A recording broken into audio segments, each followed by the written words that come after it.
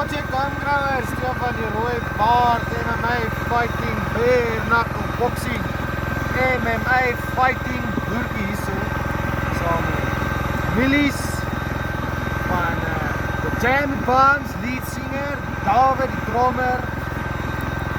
Hulle gebruik hulle musikale talente hierso vandag, besig om liners te weld met heat guns. Dis die beste gebruik van hulle tyd van die aquaponics systeem voor. Ons weld 'n bietjie hierso liners. Jy sal sien, twee heat guns, een van onder, die ander van bo en 'n roller wat om mekaar vasdruk. Hier so 78 meter van hierdie wat ons moet doen, waarvan ons op die laaste 8 meter is. So, hierdie was net 'n vinnige video, vir julle te wys, hoe lyk dit? Roland kom bietjie so om, hier onderom, net vir die mense wys, hoe lyk dit?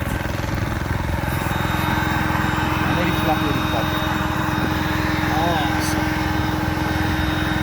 Baie ingewikkeld, verskriklike hoë skill cap job,